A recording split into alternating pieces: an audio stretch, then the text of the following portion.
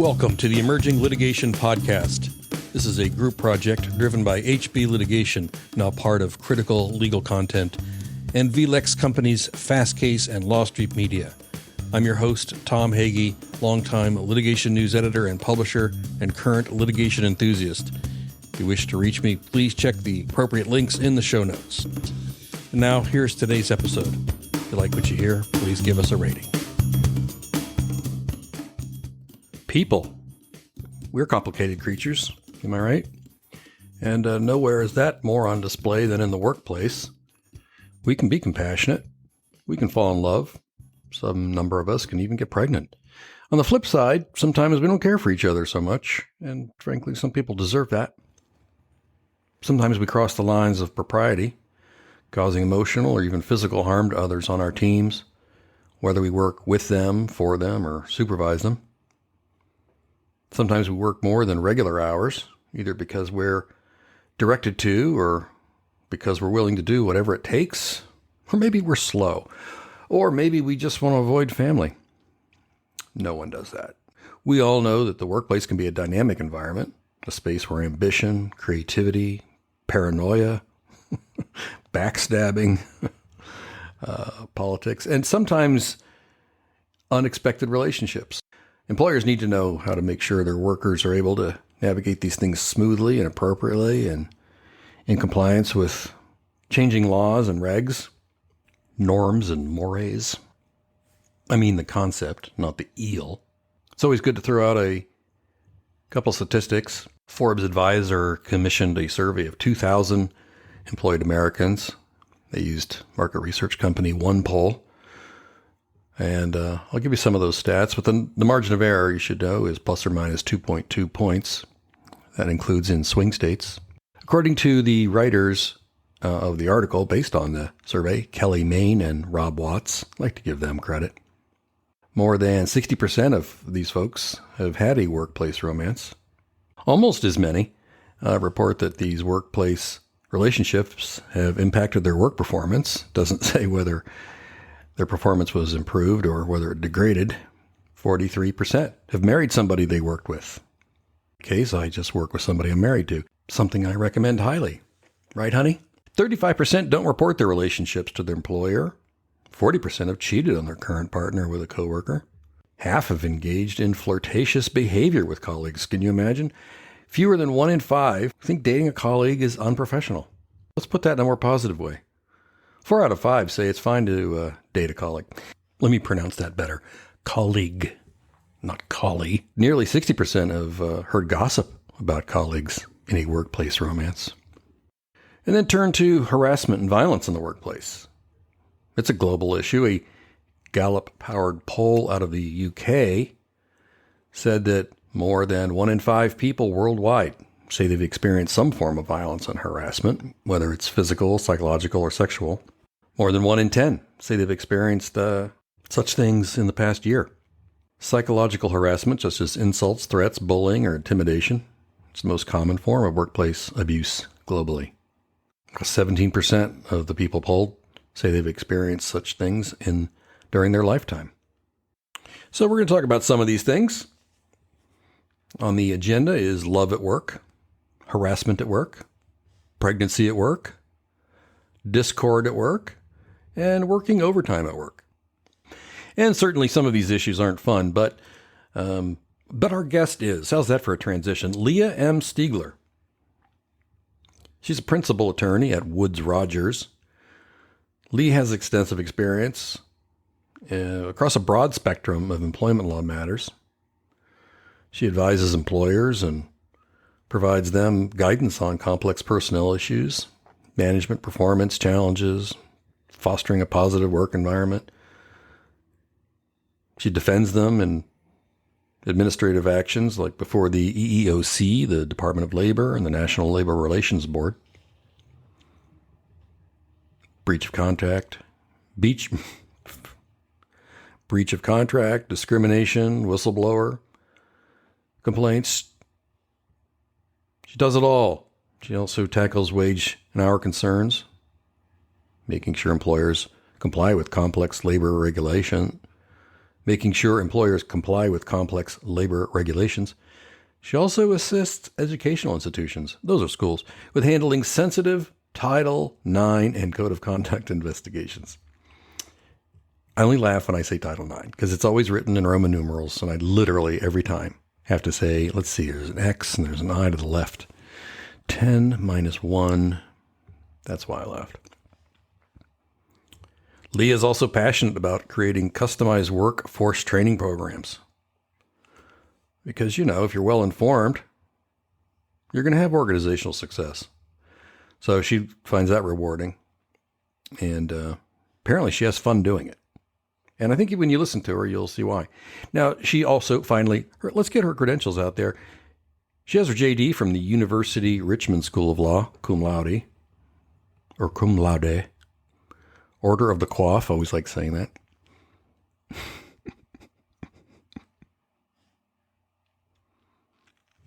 I don't know why I always think of hairstyles. I'm sure it's related. And she has a BA and BS. I don't know how you do that. She'll have to tell me. From Virginia Tech, summa cum laude. Again. Okay, we get it. You're smart. And here's my interview with Leah M. Stiegler, principal attorney at Woods Rogers. I hope you enjoy it. Leah Stiegler, thank you very much for talking to me today. Yeah, thank you, Tom. So we've got a lot to go through. I thought I've already introduced you and generally introduced the topic. First, we wanted to start with the new EEOC guidance on harassment in the workplace. So can you share with me some of what you see or the emerging issues as they relate to litigation in that category? Absolutely. So the EEOC is the Equal Employment Opportunity Commission, and this is the federal agency that is sort of the front line of defense, the sort of enforcement arm of Title VII of the Civil Rights Act, and really plays a big role in assessing complaints from workers and former workers and applicants that are saying, hey, I was discriminated against based on my race, my gender, my sexual orientation. And the EEOC will oftentimes investigate these charges, we call them, and sometimes they'll even bring litigation against an employer. And an employer has to defend themselves in the EEOC world. And so EEOC issued some new guidance that a lot of employers should be aware of. And it really does a deep dive on different issues that EEOC is looking at when it comes to harassment in the workplace. And harassment, I don't know, Tom, many people probably think harassment is really just sexual harassment, but it's a lot bigger than that. I mean, have I committed sexual harassment? No, that's not where I was going, but. I hope not. But when I say harassment, oftentimes people think only sexual harassment. You do, yeah, that's what comes to mind, yeah. Right, yeah. And that's what's the fun, salacious stuff that people see in the news. And I shouldn't say it's fun. That's probably going to get me canceled. By the way, if you ever want to correct anything you say, just tell me you're going to redo it. That's okay. You can leave that in. Okay. But it's more just the media likes that in the sense because it's the salacious stuff in the workplace. Right. So you see that sort of quid pro quo sexual harassment where a supervisor is harassing a subordinate.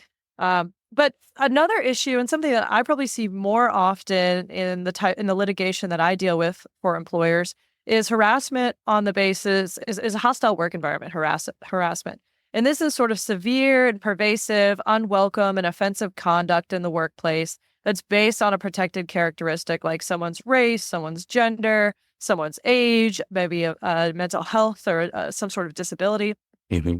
And so EEOC is being that sort of frontline enforcement arm of these laws, has come out with this new guidance. And one area that they're really touching on right now is gender identity. And I often have this phrase that, life happens at work. And so if you're turn the news on and someone is just the news anchors are discussing something on the news, it's likely something that's happening in the workplace. And so gender identity, sort of the way someone identifies, has been a big issue in the workplace, so to speak. And EEOC's take is that gender identity is a protection, just like gender, male, female, non-binary. and that employers have to make sure that they are allowing employees to go by the pronouns of their choice, and that they are going to be enforcing their anti-harassment laws in workplaces where there's maybe misgendering going on. So sort of intentional or even accidental misgendering by employees over time, over and over again, that they're just not kind of getting it right. Another area is outing someone. And we have seen this. I'll get a call from a client who says, hey, we have an employee who they're a new hire and they identify as male. They go by the name Carl, and other employees are starting to gossip and in the break room about, that Carl maybe was a woman before, and they're trying to find Carl's social media and they're discussing it. And all of that is all harassment in the workplace. It doesn't even have to be a comment directed at somebody. And right. Just creating this environment. Right. Yeah. I mean, it's negative and damaging. Yeah, exactly. It's gossip, right? Gossip in the workplace, even not directed at you, that impacts your work environment. Sure. And we actually had a situation, employer called, you'll find this one interesting. They had an employee who transitioned while the employee was working there. So over time, the employee let human resources know, let their supervisor know, hey, I'm going through the transition process and I'm changing my name and here are my new pronouns and this is what I'd like to go by. And the employer was very supportive. The employer actually got the employee new business cards and with the employee's chosen name and chosen pronouns. Great. And did a little bit of education, basically sent an announcement out to the other employees. Well, one night at like 6:00, when everyone had left, 2 employees go into that employee's office, grab all of the business cards, the stack of new business cards, and cross off the employee's name on every single card and their pronouns on every single card and put their birth name and their birth pronouns. Wow. It takes a lot of work to be mean. It does. And I'm glad you said that, because we don't even have to get to the question of, is that harassment based on gender identity? Obviously it is. We just have to get to, is that disrespectful and mean? Yeah. Yeah, very, especially for adults, Yeah. Have we ever left elementary school or high school? The bullying. Right. Yeah, it's bullying in the workplace. And when you bully based on someone's gender identity, that's harassment.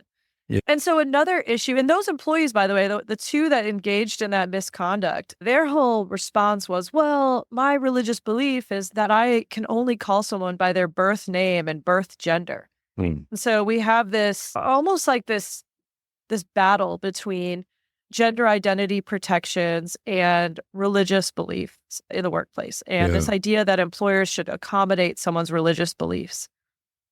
Yeah. That's a stretch, though, to going in and changing everything on their business cards. Yeah, I don't think we need to accommodate it in that sense. So, and the EEOC's take on it, right, is that, no one person's religious beliefs. We don't have to accommodate someone's religious beliefs if their accommodation request is an undue hardship. And it would be deemed an undue hardship to infringe on someone else's anti-discrimination rights. Right. So we don't have to accommodate you to the point that we have to, in order to make you happy, we have to infringe on their rights. And take it out of the gender identity context, right? What if someone's religious beliefs was, where I don't feel comfortable working with a woman who's not my spouse. Right. And then you're not going to give women in the workplace the same opportunity. Could we make that person a supervisor? Yeah, it's when one person's rights infringe on another person's rights. There's a lot of that going on these days. Yeah. Right. So, what do you do in that space? All right. Well, that's interesting. The pronouns, religious rights of people. We had talked earlier, you mentioned some other things during COVID. Yeah, and this is another big area that we've seen. When you turn the news on during COVID, almost daily, you saw hate crimes. Do you remember this? Yes, very well. Yeah. Yeah, you'd see there was one. I remember. I was stuck at home watching the news. Yes. Right. Yeah. We all were isolated watching the news and binging Tiger King and all sorts of. I missed that one, but I heard it was a thing. You're so lucky. So, unrelated to tigers, the EEOC is also really coming down on situations where someone is maybe harassed not because they fall into a protected class, but because we perceive them as falling into a protected class. So, bring up COVID because you saw hate crimes against Asian individuals and even against people who were appearing of Asian descent or appearing Right. as if they were from China. And someone who was maybe Latino but was mistaken, and someone wrongfully attacking them or using derogatory terms against them. And so, as I said, what's happening in life is also happening in the workplace. We saw a lot of situations where employees filed complaints against employers and filed lawsuits against employers because of harassment, a sort of hostile environment that they were perceived as being from China, and Right. that employees were acting as if they were more infectious, were blaming them for bringing the virus to the United States. Right. In another area, speaking of 9/11, Yeah, we're recording this on September 11th. Yeah. that's right, is the perception of someone who's maybe from the Middle East, perception that they are Islamic, right? Right. And so misconduct related to that in the workplace. There were a Hmm. lot of cases over the last few years where employees call other employees terrorists or other Hmm. inappropriate terms. Hmm. And you've got what's going on in Gaza, obviously making its way into the workplace as well. And employees Sure. are going to be discussing that and going to have really strong takes on what the US should do and what people's rights are in that sense. Yeah. And if you're Jewish, what role do you have in attacking Palestinians? Right. And if you're Arab, what role did you have in, October 7th? Yeah. Yeah, it's nuts. I do remember after September 11th, where I think it was, I forget what state it was, but it was Indian guys were attacked, or I don't know if they were Sheiks but they were Indian. And they just assumed they were Arabs. Yeah. That's a perfect example. Just someone assuming by the way someone looks that they fall into that category. Not that they should be doing it anyway, right? No, absolutely. I'm really glad you said that. Yeah. Not to say that you could attack somebody because they are from China and you're upset about the pandemic. Absolutely not. That's not what we're saying. But just sort of EEOC is saying, they want to make sure that people have rights, even if they are being harassed, not because of their national origin to China, but because of a misconception of their national origin Right. being from China. Yeah. I think my favorite quote after September 11th was from a construction foreman in New York City. They were arguing that you shouldn't be hiring minorities or Arabs because of this stuff. And he's like, if I start not hiring Arabs and Hispanics and on and on and on, we're not going to build anything. you know, Yeah. I just loved his bluntness, his real world thing. Yeah. He's ignoring the discriminatory aspect of the directive, right? And he's Right. going straight towards the practical implication. Yeah. Kind of along that note, the other area that EEOC is getting into is, we may not see as much overt discriminatory conduct in the workplace in the sense of really use of really derogatory terms or use of the N word in the workplace or physical sexual harassment. We oftentimes we think that that's what it means when someone is being harassed, and that obviously falls in the category. But EEOC is coming forward and saying, we also want to address the more subtle things that happen in the workplace. So issues of stereotyping or people playing on implicit biases, sort of these unconscious, unintentional, prejudicial attitudes that, let's say, a supervisor may have in the workplace. And I had a case where the general manager of a dealership was alleged to have said to one employee, hey, well, this employee was going outside on his smoke breaks, and there were a group of other employees out there smoking, and the majority of them were Black. And the general manager was alleged to have said something like, you really shouldn't be going out there on your smoke breaks. You don't want to be hanging out with all those thugs, right? And so, and the question came down in the manager's deposition of, the sort of this idea of implicit bias, right? Like if there were a group of white individuals out there, would he have really made that comment, that same Right. comment? Or is it this implicit bias that because the employees were Black, there's some connection in his brain to the fact that Black is dangerous, for instance, as improper as it is? let's just say a relative who asked me once about bias. My family's mostly white people, and they said, well, I'm not prejudiced, but if I'm walking down the street and I see a black guy coming in my direction and I cross the street, is that prejudice? And I'm like, what is the guy? Does he look like Barack Obama carrying a briefcase? So yes, the question is racist. You know what I mean? Yeah, exactly. Right. No, but we all have we all have implicit biases. And I think, and you even see it in the form of like microaggressions, for instance. But What is that? Tell me what that is. okay, I have been told before that I've defined it improperly because a microaggression is a form of discrimination.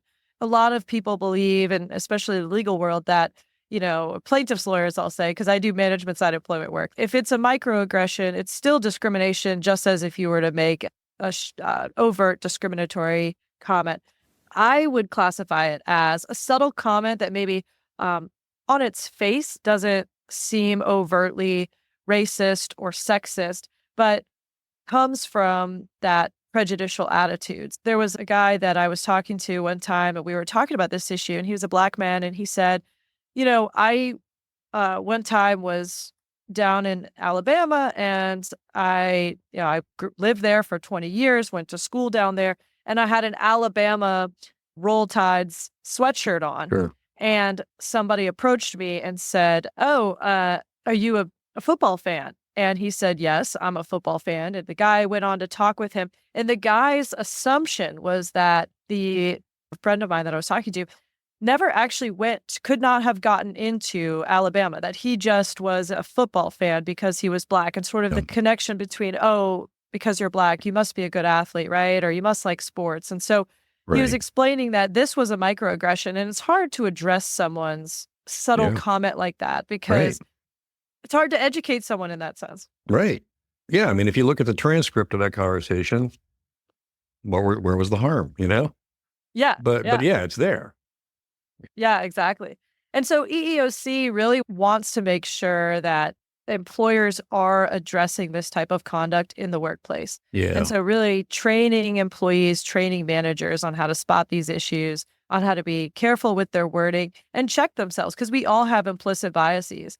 I went to the break room a couple months ago, and someone had made peach cobbler. And I train on these issues. Okay, Tom. So this is really embarrassing, but I'm being vulnerable with you. Okay. All right. No one will hear this. Yeah. Just us. Someone had made this peach cobbler. It was really good. And I grab a plate of it, and I'm walking back to my office, and I'm like, "Oh, hey, Kathy, did you make this peach cobbler?" "No." "Hey, Cindy, did you make this peach cobbler?" "No." "Michelle, did you make this peach cobbler?" "No." "Okay." Go back. I'm doing some work. I go back for seconds. I may not look at Tom, but I can eat. So I go back for seconds, grab another piece of cobbler. And as I'm walking down the hall, I'm like, "Oh, hey, Madison, did you make this cobbler?" No. And all of a sudden, my colleague, Pietro, who is a 34-year-old guy, comes out of his office, and he's like, "I made the cobbler." It was like, and he was so mad. He was like, "You need civility training." Honest to God. Yeah. What are these little women in the kitchen making the cobbler for the work? Yeah. I never, of course, in my brain, I never would have thought the young guy in his 30s would be baking, right? And so, but that was an implicit bias. And what's funny is he checked me on it. And so you got to be checked on it. But in a friendly way, you know what I mean? So something's going on good there because he felt comfortable checking you on it, Sure. Yeah. I'm sure his statute of limitations hasn't run yet. So, he could still sue me, but so I could be deposed. No, it's the same with, it's the same when you, a doctor. Well, what's his name? Well, it's a woman. Oh, right. Of course. We do that a lot. And the same with nurse. Absolutely. That was the crazy thing about nurses. And suddenly, no, nurse is a guy. And then I saw something, I should fact check myself, but I'm pretty sure male nurses. So you think of nurses as being typically a woman's profession. Right. It's not anymore. And then you would think, well, women were there first, so they probably get paid more. No, male nurses make more. Oh, interesting. Yeah. Now I'm going to fact check that when we hang up, but I did say that a couple of years ago, and I did look it up, and it was true. Oh, And I wow. shared it Yeah. with some of my cousins who were nurses. I'm like, this is just, can you, what? Yeah. Well, in general, you hear about, oh, women make 70 cents to the man's dollar, Right. right? Yeah. I always say to employers, like, here's a friendly tip, take off your application what you like that box that says, what pay do you want to make? Because Yeah. historically, um, historically, and this is another area of emerging litigation, we're seeing a lot of cases on this. Historically, women and people of color have been paid less than white male for the same work. And so if you ask someone what their pay was at their last job or what pay they want to make here, and you base their pay on what they answer, or you go up, $5 an hour, $2 an hour or something, you're just carrying forward historical discrimination Hmm. because their pay rates likely or what they're asking for are likely less than what they should be making, Yeah. or what the white males would be making coming in. And so we've seen a lot of courts that say, even asking that question, and relying on it, that absolutely can state a claim for gender-based discrimination Sure. and race-based discrimination. Yeah. Yeah. Let's just keep your salary, what it's always been. And it's always been too low. Let's jump to this, because you had mentioned to me that increasingly, obviously, AI is all the rage, Oh, and yeah. it is amazing and it's powerful, and like anything amazing and powerful, when it's used correctly, it's, oh my gosh, the things it can do. I just can see unlimited, amazing stuff it can do, and then obviously you can also see it causing great harm. What about AI in the workplace? Yeah, absolutely. I'm only laughing because a friend of mine recently went on an online date, and this is just a funny side note of sort of the use of AI and how it could go downhill. But she went on a date and she didn't like the guy, so she went on Chat GPT and put in, give me an example of a breakup message, where I like somebody and nice conversation, but I don't see a future, whatever. And Chat GPT came up with this brilliant thing. Sure. Um, but there's human error involved in the use of AI, because she copied and pasted. She just hit select all and copied, and then hit paste, and pasted the entire message to Oh the yeah. guy, Yeah. Yeah. including the directions to You're Chat right. GPT. Sure. So Yeah. you talk Oh. about a broken heart, right? Yeah. Wow. You're broken up with by AI. Um, That's that stings. um, But the problem with AI, and this kind of plays on that, is that there is still, humans have to implement it in some way. Humans have to program it in some way. And then humans have to use the product from it in some way. And so another big area of litigation that we're seeing is when companies use some sort of AI software, and that software is programmed in a way, for instance, that may have a discriminatory impact on a group of people. So, a perfect example, EEOC brought a case against a company called iTutor Group, which hires online tutors all over the United States. And they used a software screening application, that helped screen applications coming in. And a lot of companies do this because they may get hundreds of thousands of applications, right? Or hundreds of applications. And they just are looking for certain trigger words, certain degrees, maybe. And the software system they were using was automatically screening out applicants that were 55 and older. So it was women 55 and older and men 60 and older. And 200 applicants that fell in those categories were kicked out. And so EEOC brought a case against them. And the company can't then say, oh, hey, it's not us. Well, this is our software that we're using. This Right. wasn't, we didn't discriminate. The software did. But no, Right. you're responsible. You have to take accountability for that. Right. Yeah. Yeah. Right. And It's a tool, and you misused it, you know? absolutely. I've also seen it with, most companies nowadays are using software like an ADP system, or a Gusto pay system, right? Hmm. And to help them with payroll and to help them carry out employee benefits and compensation. And I have seen cases where these companies, these third party companies will say, oh, we make it so easy for employers, and they tout themselves on how easy their software is. So they say, if you want to pay someone hourly, just put that rate in here and it will pay them. If you want to give them a premium, you put that rate in here. If they're doing weekend work, and you can give them this extra little bit of money. And then, oh, if you want to issue a quarterly bonus, throw that in this category, and then the employee will be paid out. Well, that's easy for the HR person or the payroll person at the company. But the problem is, those software systems are often created to just simply comply with maybe basic wage and hour law or federal law. They're not even looking at state-specific laws. And so in a lot of those software systems, I've noticed, are not actually calculating overtime premiums correctly. So when you're looking at what someone should be paid for overtime, you don't just pay their overtime based on the hourly rate that you assign them, but you also factor in any premium pay they receive for hazardous work or weekend work, plus any bonuses they may have received, non-discretionary bonuses. And these software systems are not implicating that.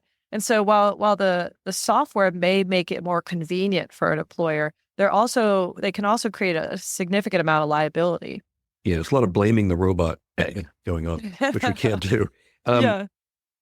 So I'm going to ask my question, and maybe it'll serve as a segue too, is so women making less money. It's wrong. What's that? It's wrong? It's wrong. We shouldn't do that.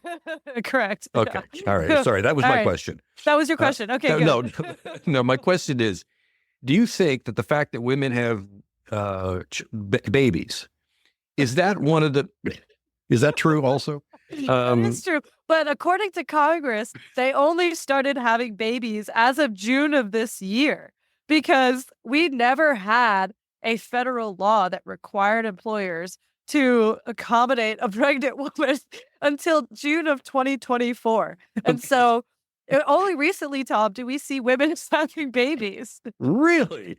Fascinating. It's funny. I've seen it happen too. And I still don't believe it. I think it was all a scam. These are little actors that they hired to appear as my daughters, and they were annoying. But anyhow, the wonderful daughters. I have wonderful daughters. No, my question is: do you think is it the fact that women have babies? Is that one of the biggest, let's say, reasons that women are paid less? Is that would you say that's? Besides, I'm sorry to interrupt. Keep interrupting you, which is a guy thing, by the way. Guys no. I actually prefer if you would mansplain the whole pregnancy thing to me. So keep going. I couldn't give you more than a paragraph, to be honest. I thought about it one day. I'm like, what's that now? What's a fallopian tube? I mean, I couldn't give you my. Go ahead. I'm sorry, I interrupted. Go ahead. No, that is absolutely a factor. You even see it in the legal profession. It is, there are so few women, for instance, in partnership roles because, and I personally think, I mean, it is, not just being pregnant, but then childbirth and then taking time off. It is hard to keep up a clientele, and my colleagues who do it, I admire the heck out of them. Incredibly impressive to continue to build a practice and do that. But in any workforce, yeah, I mean, if you're taking time off to give birth, there's definitely, I mean, I can't tell you the number of calls I get from companies saying, oh, we just found out this employee is pregnant and we've got to let her go. We can't deal with that. We're like, if she has a baby and she's gone, we're not going to be able to operate. Right. And I'm like, are you, first off, just so you're aware, Tom, pregnancy is a temporary condition. So wait, this is the first I'm hearing. This. What's it's over? Yeah. You mean after a certain amount of time? Yes, generally 9 months. Sometimes it can be shorter. 9 months. I'm remembering that now. Okay. Okay. Yeah. And you have to remind employers this because they may have a stellar employee. I'll ask an employer, well, what's her performance like? And first off, there are anti-discrimination rules on pregnancy. So the general rule is no, you cannot ask someone during an interview if they're pregnant. You cannot fire them because they're pregnant or they're about to give birth. And the rules are really protective in this sense. You've got to offer accommodations. You may even have to offer leave as a reasonable accommodation when they're pregnant. But I often ask employers, when you tell me that it's such an operational burden, so you're sitting here telling me that she may take three months off, so 12 weeks off after giving birth, and that it's such a burden for you to operate, for her to be gone for 3 months, that what you want to do is you want to let her go, even though she's a great employee. She's trained up to do the job. And then you want to post for a job and you want to go through a hiring period and finally bring someone on. That may take a month. And then by the time you train them, now you're looking at 60, 90 days later. And at that point, she'd be ready to come back. And so you're telling me that this is such a burden that you're willing to go through that. Right. Not to mention the statistics show that anytime you terminate someone to replace their position, the economics of that are you're going to pay 1.5 times what you paid that person to bring in the new person and train them up. Yeah. Yeah. And I've worked at large companies and small and really micro companies and both. And so I've had to deal with these things. Boy, that's a great verb. I've had to address these issues from both sides or both sizes of businesses. And I mean, I think in some cases what I found was a good employee is a good employee, and you're looking at them over a career span, right? Not just, oh, what am I going to get out of them for 2 years? It's like sometimes, and there's nothing like building loyalty than also accommodating someone's major life events. Is a small company supposed to kind of adjust the way they think to accommodate the fact that a woman will be away for a certain amount of time and then come back and then have a child? Is what gets the employee or the problem into trouble is that they look at things as, I hire you and you will be here every day for the next 10 years and you won't go away and you won't be distracted by anything. Is it a mindset change for small employers who have employees who get pregnant and take leave? I think it definitely could be. Because I have a lot of small employer clients that do an incredible job at this, and they're really flexible and they allow work from home, they allow adjusted schedules. The easiest thing you can do, depending on the nature of the work, is bring in a temporary worker to fill that position. You could reallocate job duties. Yeah. And the law recognizes that big companies have a lot more resources to try to accommodate a woman's pregnancy and even her leave afterwards. And so, for instance, the Pregnant Workers Fairness Act, which went into effect in June of this year, as I mentioned, requires employers to provide reasonable accommodations to pregnant workers. And so to kind of gauge in this back and forth, like, hey, you say you're pregnant, well, and the employee says, my doctor says I can't lift over 20 pounds. Well, can we accommodate that? Or, I need more frequent use of the bathroom. And so can we put her closer to the bathroom or allow her to work from home at this point? So you're doing this back and forth. And the Pregnant Workers Fairness Act, I believe it applies to employers with 15 or more employees. So there's sort of a threshold. So they're excluding small businesses. That said, many states have stepped in to fill that gap. And so in Virginia, for instance, even small employers with one or more employee are looking at engaging in those reasonable accommodation discussions. And you would be doing it the same way you would be engaging in an interactive process if someone came to you and said, hey, I have a chronic hip problem and I need a hip replacement, right? You just terminate them right there, right? Some sort of disability. No, of course you don't. Wrong again, Tom. This is how I'm going to do the next podcast with you. I'm going to make a bunch of assumptions, and then you're going to correct me. So, you can't fire those people, right? I'm writing all this down. Go ahead. Yeah. Absolutely. The other law that came into play is the Pump Act, and this was passed in December of 2023. And this is a federal law. It's Congress coming up with a fun acronym, the Pump Act, and it applies to, Why? because it makes the law more fun. It's also easier for me to remember. Okay, that's fine. All right. Yeah. I won't judge it then. Go ahead. This is Congress really expanding the rights for women who've given birth, who are expressing milk or in the process of lactating, breastfeeding over up to a year, let's say. And state laws also kind of fall in line as well. And an employer is obligated under the Pump Act to give a woman who is expressing milk a reasonable break time to express milk. And it has to be in a private place free of intrusion. So it may not have to have a lock on it, but it's got to have some sort of sign. And it cannot be a bathroom. It cannot be a car. And so you see a couple of different issues with this. Well, one is, and I'm going to throw this at you, Tom. What is a reasonable time to express milk? 30 minutes. That could very well be reasonable. The Oh, law you does weren't not. looking for an actual number. No, I actually, you know what? I was As long looking as for a it number. takes. As long as that's the right answer. And so you obviously, employers have a right to address abuse of this problem if someone is, in the lactation room and for Or they're 4 or 5 smoking hours. mhm. Well, hopefully not smoking, but watching Netflix, I've seen. Um, Oh, but dear God. but the law does not create a bright line rule for what is reasonable. Rather, the law says, because woman A may need 20 minutes, woman B may need some time to relax, to actually start accumulating milk, and it's probably the wrong term, and then to express milk or to pump. And so you are seeing a different, and I will say I've seen a lot of situations where managers struggle with this Yeah. because and coworkers struggle. They say, "Oh, well, why does Leah get to take all these breaks throughout the day?" Oh, And come on, Denise. Just focus on your work. I love how you said Denise because it's not just men; it's women too that Oh, yeah. are. Oh, yeah. Yeah, it's that. Most guys have learned to shut up about that Right. kind of thing. Let's Most hope. guys. Let's hope. Oh, yeah. Um, But so you see that, right, where there's not really a bright line rule. And I think employers often struggle with, okay, well, how long do we really have to give this person? And, can we ask them to stay later and things like that come up.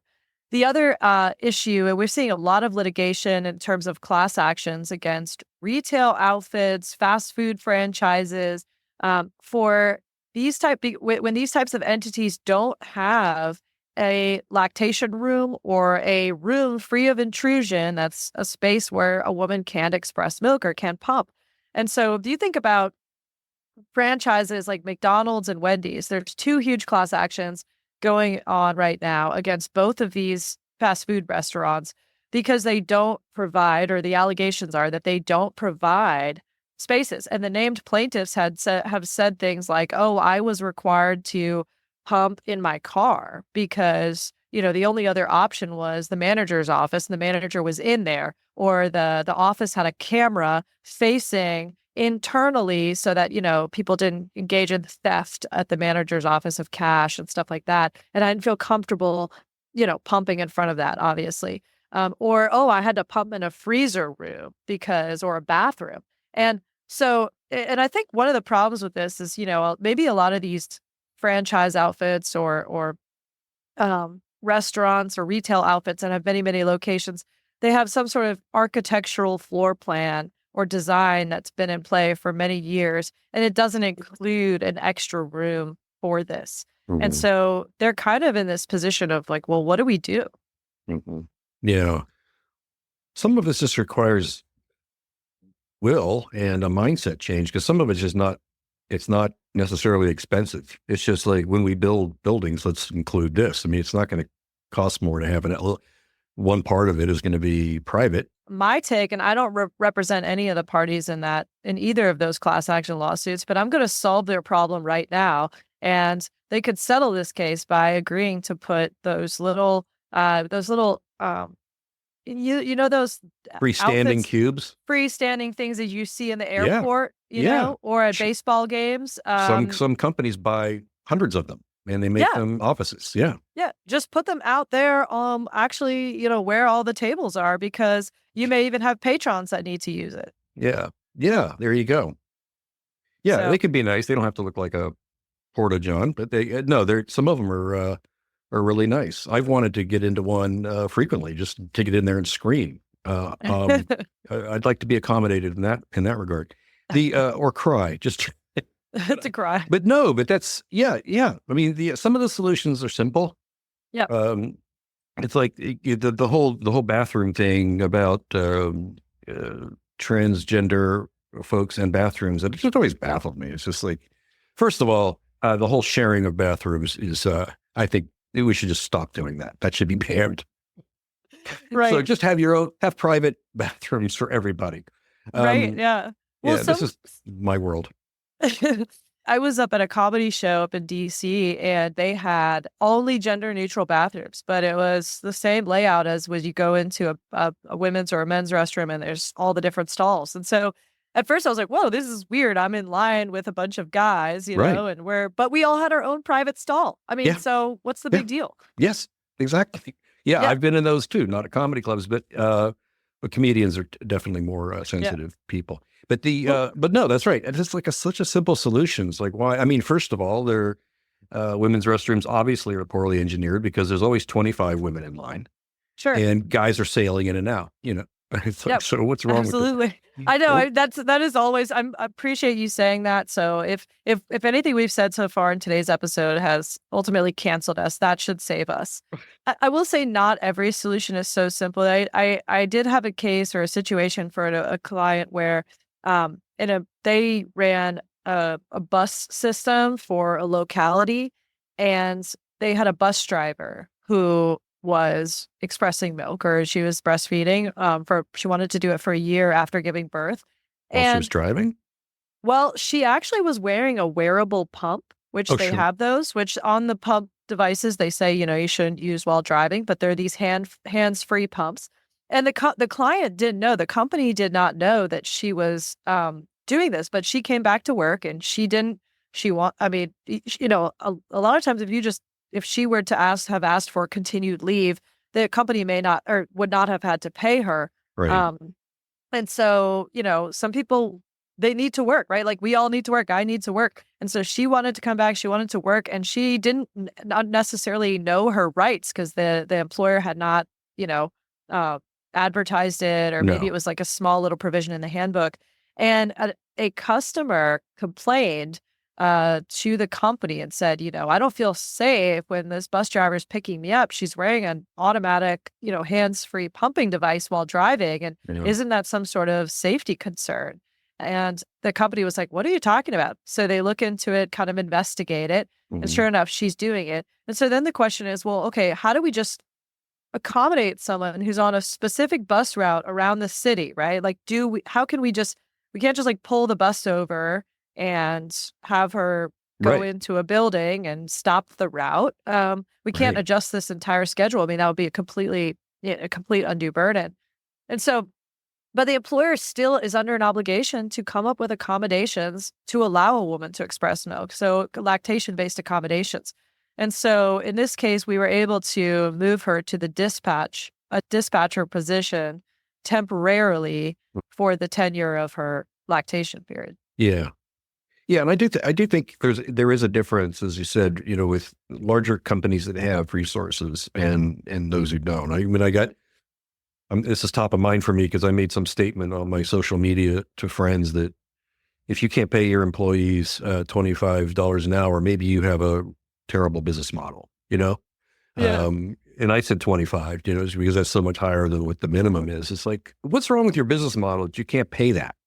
Mhm. And the guy came back with, oh, what about the local fruit stand? What about my local this or my local? Okay, all right, fine, but get creative, man. Okay, sure, there could be exceptions, and I think you were mentioning that too, like under a certain level, right? Yep. It just seemed like there are just ways to get there, because of the disparity between, say, the CEO and Right. the frontline workers. It's like, look, I'm not a communist, and I'm a capitalist, and I believe in it. But Yeah. at some point, aren't we being hogs? You see on the news all the time, huge reductions in force for these big tech companies or Right. whatever company it may be. And the CEOs are making a couple $1,000,000 in there. And the marketing pitch that we're all supposed to accept is, well, because of higher wages, we just can't sustain our workforce, Right. or Yeah. because we have to offer health care now under the Affordable Care Act. We just can't sustain these workforce. So we have to let all these people go. Right. And it's total fear mongering, right? Especially when you've got a CEO making millions. Right. And I guess the counter to that is if we want a strong CEO, all the CEOs are getting that. We have to pay Yeah, it. I guess that's absolutely. the argument. So it's just like it feeds itself. But there are Yep. certainly ways to accommodate. You can give people maybe more flexibility. Give them Right. other benefits. I mean, people that I've employed before, they valued as much having Fridays off in the summer. is they did a pay raise because around here, everybody went to the shore. So, hey, you get to go to the shore a day early. And guess what? They're editors and they're writing. Did they slack off? No, because they had so much to produce every week and they produced it.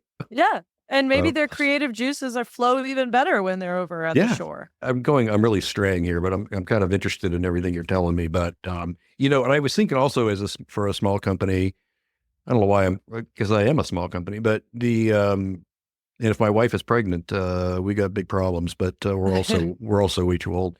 But she looks very young. Did I say that? Yeah, no, yep, you've clarified. Yep. She's also now the majority owner of this business, so she can fire me. I was thinking of it a small business, and I'll just say it because I'm sure it'll get you into trouble. But, you know, if you're a small business and you're hiring people of all ages, including people of an age where they might have children or they just got married and, you know, they might, I mean, I wonder sometimes is there a way to be upfront with everybody? Said, okay, there's only 10 of us here and somebody might have a child. I'm not saying you, Janice. No, this is what's going to happen. You know, so the person themselves know, here's what we'll be able to do to accommodate this because we're small.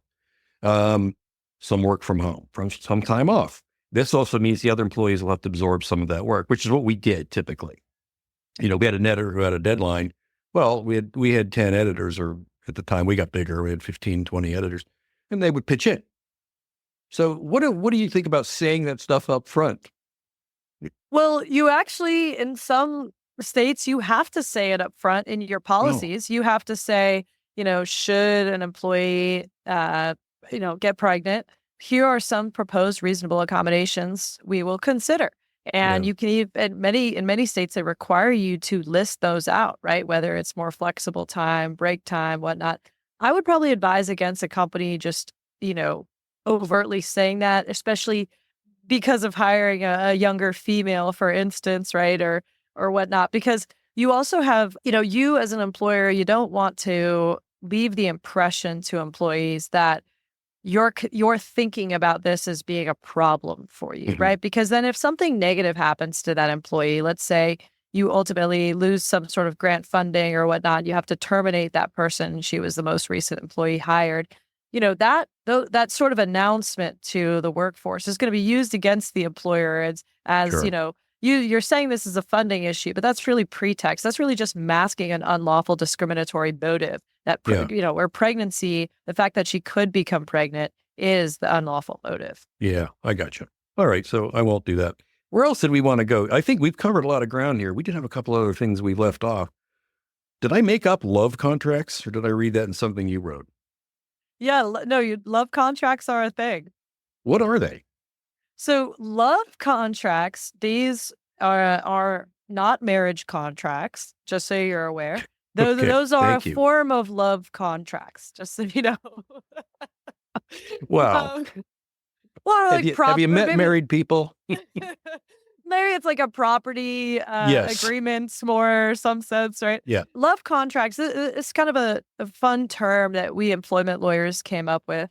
And really what it is, employees are going to fall in love at work. Okay. That's just the way it happens. People may be at work more than, 40 hours a week. In fact, my mom and dad worked together at a federal agency, right? So they worked together. They got married, all that. They're in the CIA. Yeah, we like to think so. But obviously we'd have to, They wouldn't tell you.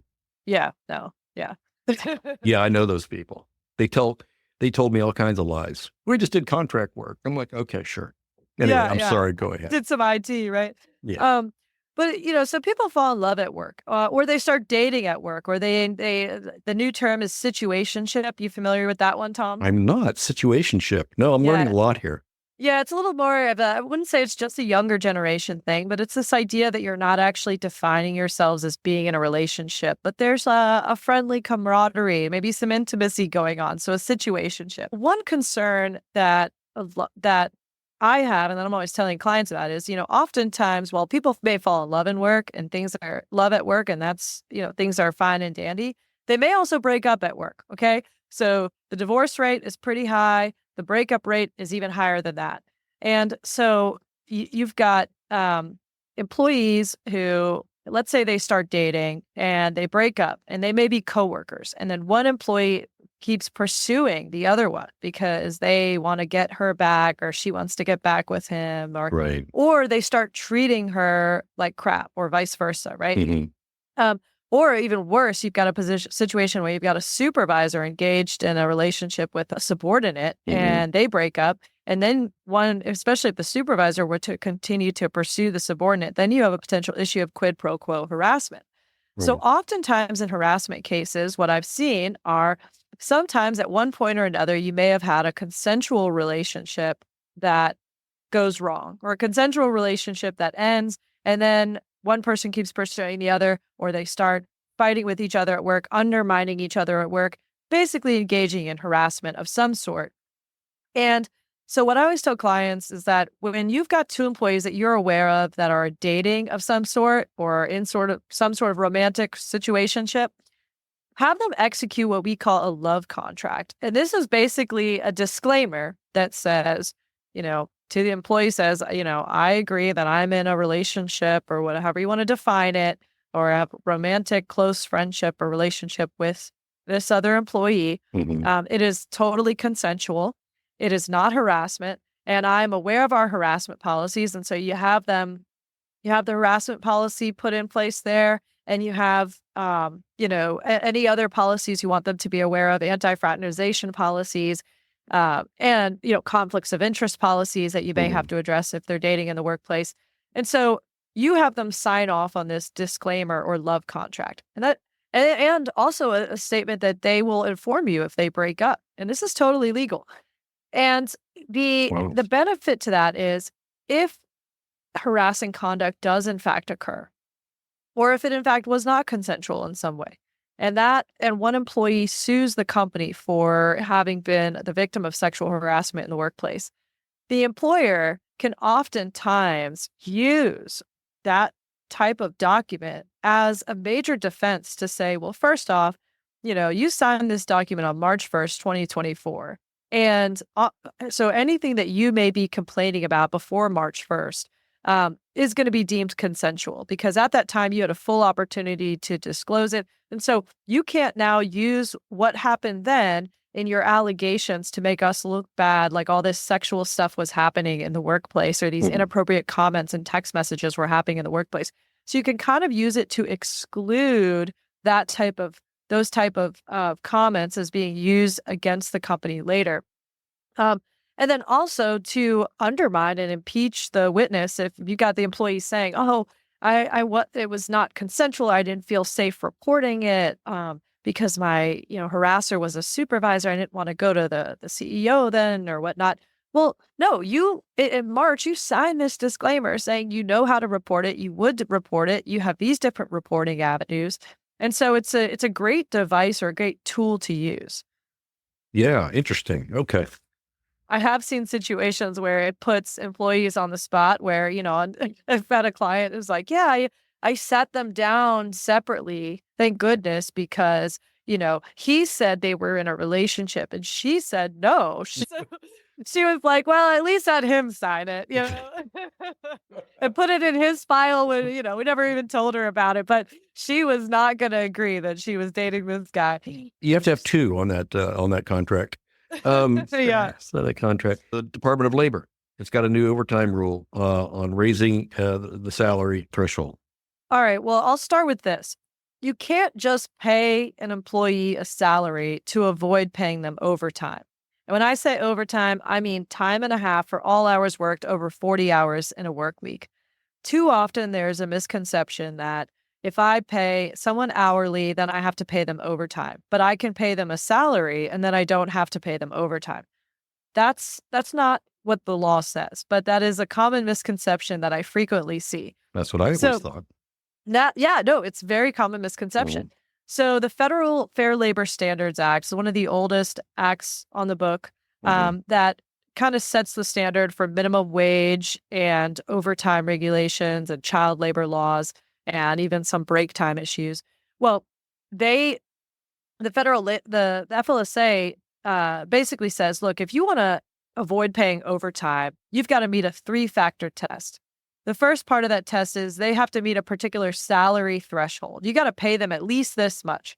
The second part of the test is you've got to pay them on a salary basis, meaning the same amount every single week. So there's very limited opportunities where you can take a deduction. So if I'm a salaried worker and I take 2 hours off at on a Thursday and I don't have any PTO left, my employer actually can't deduct those 2 hours from my pay. They could force me to use PTO or advance that PTO, but you're supposed to basically give the employee the flexibility. So the basic the benefit of a salary, paying someone a salary is, whether you work 32 hours this week or 48 hours this week, you're going to just get what would be, your same pay every week.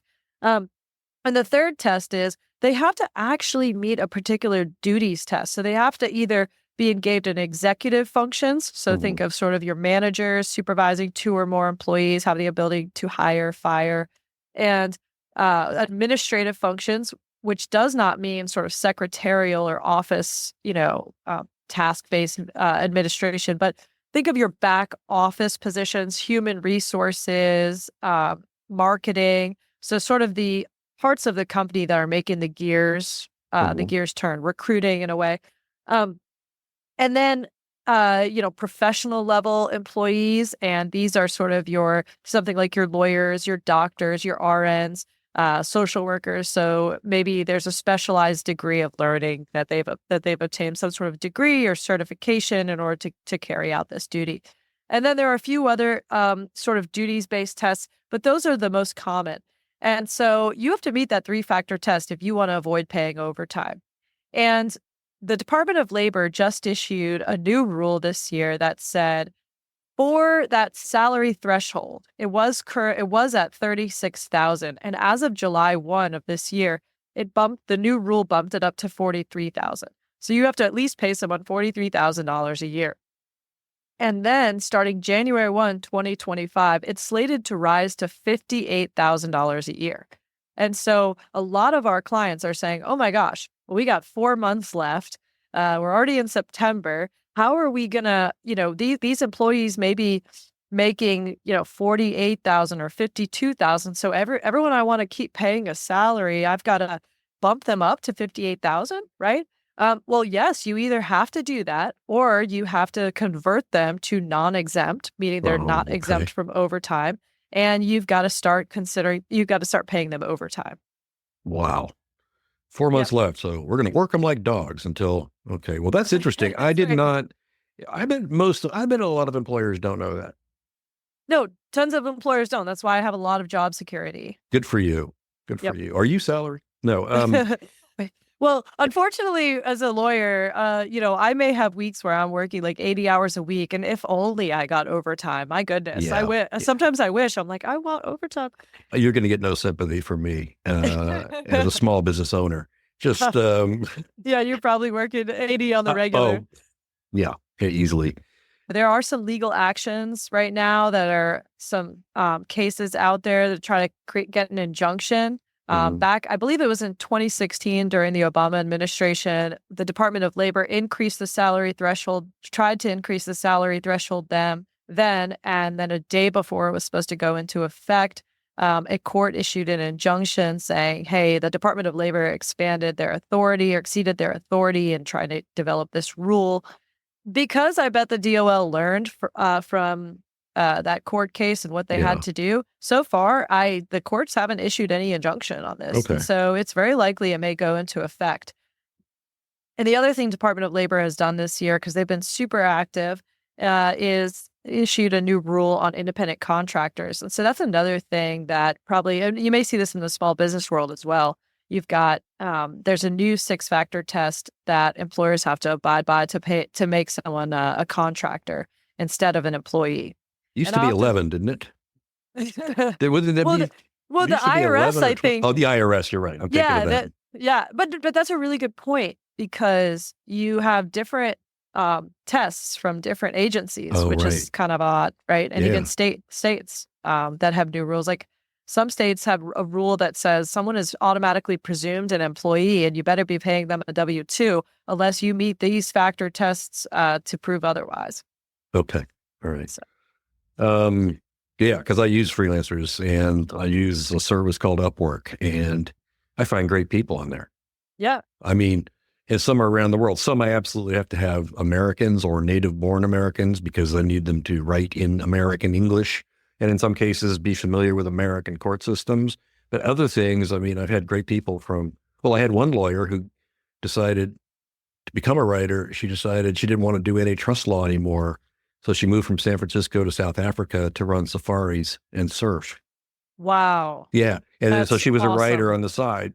And her cost of living, I guess she worked that out. And so she was just writing from anywhere. Once in a while, I'd say, "Where are you today?" And she'd be, her and her boyfriend would be in Indonesia, places where I didn't know they were, she'd say the Yeah. name of an island and I have to look it up.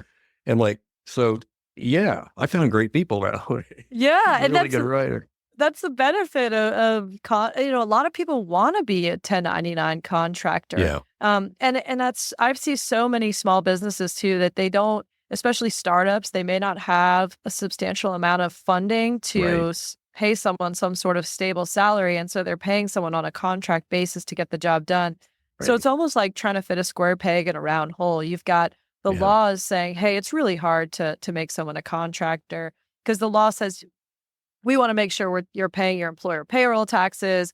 We want to make sure you're paying into Social Security with that. We want to make sure that this person is entitled to the same employee benefits that you would provide employees, such as healthcare, 401k. And so, it's hard. Now, I represent a lot of gig economy workers as well. And, they oftentimes these companies will say, because we don't have frequent work and Right. the work may come and go, it's hard to keep someone. And Right. so the turnover is so high for employees.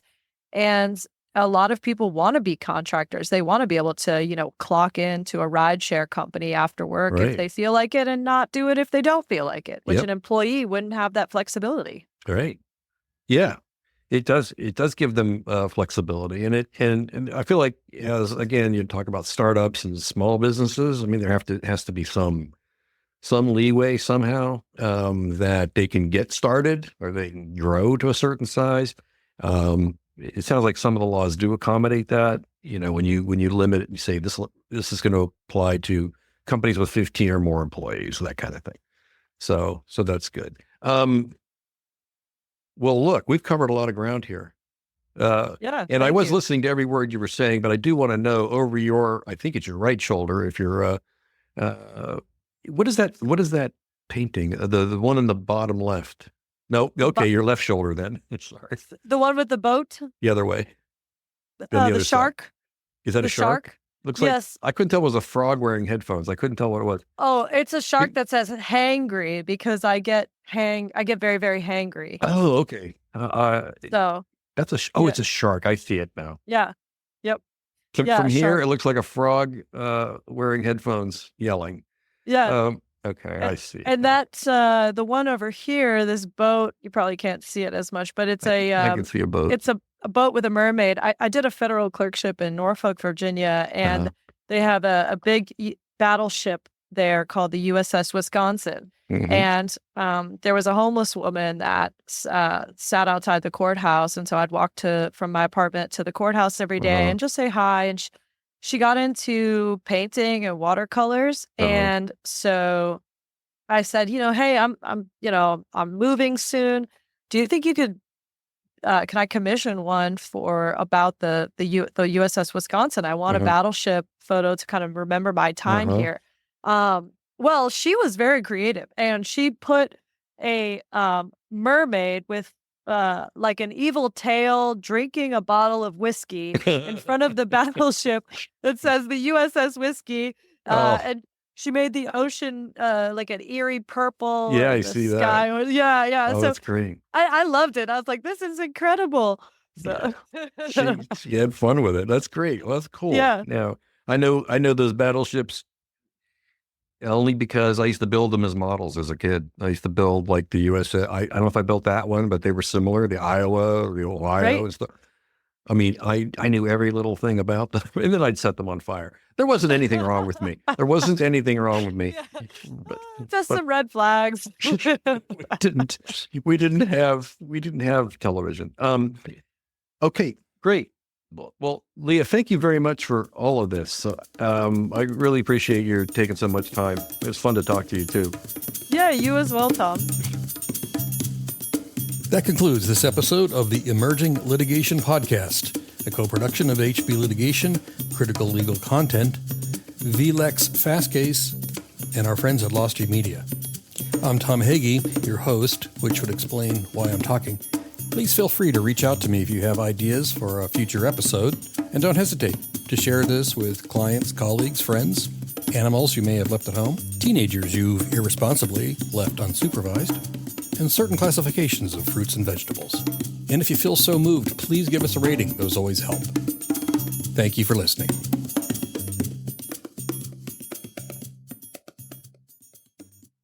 Oh, yeah. So I had to look up Order of the Coif.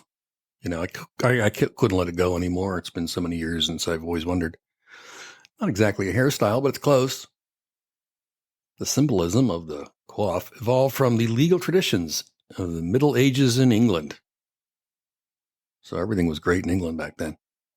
The coif itself originated as a, this is all from Wikipedia, by the way, give them credit. The coif itself originated as a tight-fitting headpiece once used by both men and women. A version of this, in the form of a close-fitting hood that covered all but the face, was adopted as a symbol for those barristers who had been recognized as, I'm not even, sergeants at law, I guess, sergeants at law, and thus formed a narrow pool of legal practitioners who could be appointed judges. Blah, blah, blah. Anyway, so there you have it. White wigs were so often sewn into the coif that their usage became conjoined coifs. So there, you knew you wanted to know that. In the Middle Ages, just so everybody knows, it's 13th, 14th, or 15th century, depending on a lot of things. So I knew you wanted to know that too. And stay tuned for our reading of the Canterbury Tales.